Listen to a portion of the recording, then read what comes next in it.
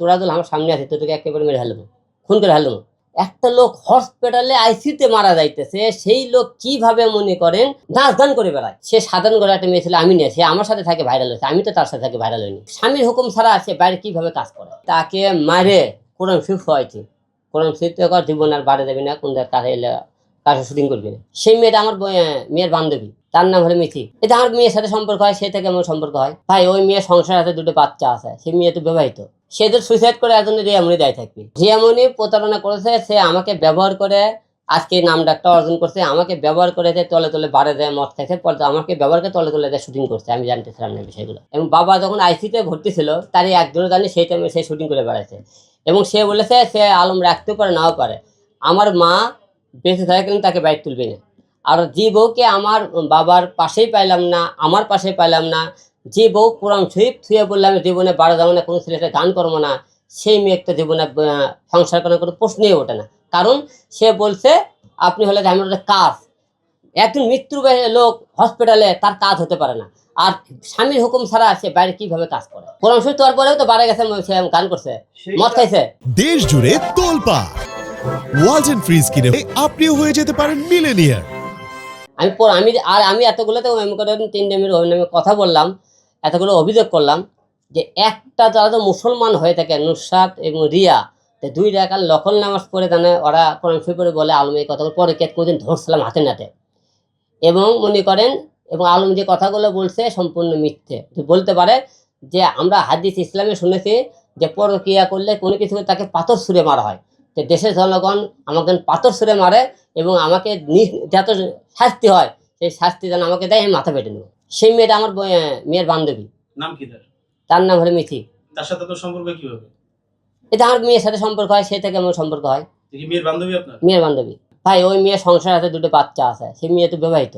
সে তো সুইসাইড করে একজন রিয়ামণি দায়ী থাকবে। কারণ একটা মেয়ের মনে করেন যে মনে করেন সাক্ষী প্রমাণ ছাড়া একটা মেয়ের কেন তার হলে জীবন পরিবার ধ্বংস করবে সে। আসলে রিয়ামণি, নুসরাত এদের দুটোই মনে করেন উদ্দেশ্য ছিল আমার সাথে কাজ করে তারা ভাইরাল হবে, উপর দিকে উঠবে, সেটা আমি বুঝতে পারলাম পরে আসে। তাই জন্য না হবে কোনো বিবেকবান লোক যদি বুদ্ধি জ্ঞান থাকে, তার পরিবার যদি ভালো হতো, পরিবারের লোক যদি থাকে, একটা লোক হসপিটালে আইসিতে মারা যাইতেছে, সেই লোক কিভাবে মনে করেন নাচ গান করে বেড়ায় কি হারে। এখন আমরা ওই মূলত প্রথম থেকে মিডিয়াতে ছিল, সে মিডিয়াতে মনে করেন অন্য জায়গায় কোনো মেয়ের সাথে সে কাজ করতে দিবি না। সে কাজ করলে সে আমি যদি মিডিয়া থেকে ওকে বাদ দিই, আমারও মিডিয়া বাদ দিতে হবে, বাধ্য হয়ে ওকে মিডিয়াতে রাখা রাখছে। আমার ডিভোর্সটা আমরা মনে করি কাজীখানা দিয়ে দেবো, কাজের ওখানে দিয়ে দেবো। রিয়ামণির সাথে আপনার কাবিন ছিল কত টাকা? এটা আমি বলবো না। রিয়ামণি আপনাকে কিন্তু বলছে 10 লাখ টাকা কাবিল ছিল, এটাও মিথ্যা কথা বলেছে। আপনার কাবিল লাগে যখন কাগজে দেখবেন তখন বলবেন কত ছিল। না আমি এটা বলবোই না। রিয়ামণিকে ব্যবহার কি সে বকম, সে বাংলাদেশে কোনো নায়িকা ছিল, ওকে 10 জন চিনতেছিলেন। সে সাধারণ করে একটা মেয়ে ছিল, আমি নিয়ে, সে আমার সাথে থাকে ভাইরাল হয়েছে, আমি তো তার সাথে থাকে ভাইরাল হইনি। ওই ছেলে কোনো পরিচিত না, ওই ছেলে এর আগে ওই গান করার জন্য চেষ্টা করছিল ওই ছেলের সাথে। ওই ছেলে যখন আমি সন্ধান পাই, ওই ছেলের সাথে যোগাযোগ ছিল। আমি ওই ছেলেকে নিজে ফোন করে করছি, তোরে তো লসে গান করে দেখি তোর খবর আছে। তার সত্ত্বেও ওই ছেলে আমি গান করছে, আমাকে মানেনি তারা। মৃত্যুর হুমকিটা দিছি কোনটা, ওর ভাই আমার ফোন দিয়ে করছে, আমি শুনলাম তাবি বলে মারা গেছে, তে আমি আসতেছি, আমি তোরা দল আমার সামনে আছি, তোদেরকে একেবারে মেরে ফেলবো, খুন করে ফেলবো। কেন বলছি, তোমরা বাঁচে থাকা কেন আসলা না, তোমরা তোমার ভাইয়ের দিয়ে ফোন করে, তোমার ভাই আসলে আমাকে মেয়েকে বাঁচে থাক মনে করো, বাঁচে থাকা গেলে পাইনি। সেই টাইমে আমার বাবা মনে করেন, আমার মনে করেন মৃত্যু সর্দায়, আমি তাদেরকে মনে করেন সাধ্য, তোমরা এতদিন নাচ গান করে তোমরা এত কিছু আমার সামনে আসবা, এক ফুলতে সিদ্ধান্ত দেবো। কারণ এরকম মেয়ের সংসার করা যায় না, কারণ আমার ফ্যামিলি থাকে তাকে মেনে নেবে না। রিয়ামণি প্রতারণা করেছে, সে আমাকে ব্যবহার করে আজকে নাম ডাকটা অর্জন করছে, আমাকে ব্যবহার করে তলে তলে বাড়ে দেয়, মদ খাইছে, পরে আমাকে ব্যবহার করে তলে তলে শুটিং করছে, আমি জানতেছিলাম না বিষয়গুলো। তাকে বারণ করেছি, তাকে মারে কোরআন শরীফ হয়েছে, কোরআন শরীফ জীবন আর বাড়ে যাবি না, কোন কাছে শুটিং করবি না।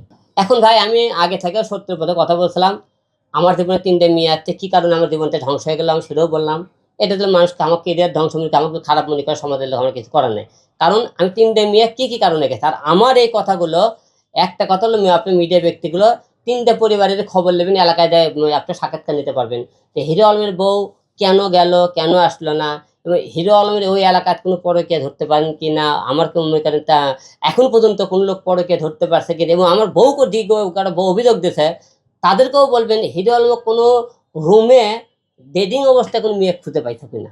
না নতুন সঙ্গী মানে কাজে আমরা কাজ করতে পারবো, কিন্তু বিয়ে শাদী আমি করবো না এখন, এর মধ্যে বিয়ে শাদীর সিদ্ধান্ত নেই। আসলে কিছু কিছু মেয়ের টার্গেট থাকে যে তারা ভাইরাল ব্যক্তির সাথে কাজ করলে হয়তো তারা ভাইরাল হবে, এই মেয়েগুলোতে আমাদেরকে টার্গেট করা হয় যে আমাদের সাথে যোগাযোগ করার চেষ্টা করে। না না প্রশ্ন ওঠে না, কারণ আমার মা ফ্যামিলি করতে আমার মা তাকে বেঁচে হয়ে গেলেন, তাকে বাসায় মেনে নেবেন। এক, দুই নম্বর কথা আমার মনের ভিতরে এতই আক্ষেপ মনে করেন যে কোরআন শরীফ হওয়ার পরেও তাকে আমি মেনে নিতে পারিনি, এই পথে ফিরে আনতে পারিনি।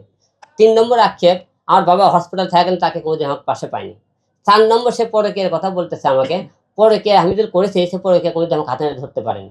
তার এসব মনে করতে, এবং তার পরিবার এতটাই জঘন্য ব্যক্তি, তার পরিবারে আমার বাবা মা থাকে সে খারাপ, তার মেয়ে কিন্তু একসময় শাসন করে কোনোদিন কিন্তু তারা মেয়েকেও ঠিক করেনি। ওর পরিবার ওর কেটে মনে করে দুই বোনের কামাই খায়। আমি ওকে তালাক দেওয়ার পরে থেকে রিয়ার নামটা দ্বিতীয়বার আপনারা সাংবিধানিক প্রশ্নগুলো আমার মুক্তি বের করতে পারবেন না। রিয়া মনে পেজ আইডি তো আমি খুঁজে পাওয়া যাইতেছে না সরমগুর থেকে, অর্থাৎ পেজও নেই আইডিও নেই। মেয়েরা ছলনাময়ী সবই না, সবাই তো এক ছলনাময়ী হয় না, দুই চারটে মনে করেন ছলনাময়ী আছে, দুই চারটে এবং মেয়েরা অনেক টাইমে দেখেন বহুরূপী, এটাও দেখা যায়, কিন্তু এদের মধ্যে সব মেয়ে কিন্তু এক না।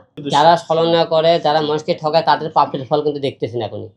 যারাই পাপ করছে তারাই কিন্তু এই ফলে মরছে, কিন্তু তাদের বিচার কিন্তু এখানেই হয়েছে। আপনার বাবার আমি যদি কোনো অন্যায় করে থাকি আমার বিচার ওই দুনিয়াতেই হবে না। আবার বাবার শেষ ইচ্ছে মনে করেন, আমি তো তার পালিত সন্তান ছিলাম, তার তো পাশে মনে করেন একটা মনে করেন বউ ছিল, তার তো সেবা সে পারল না।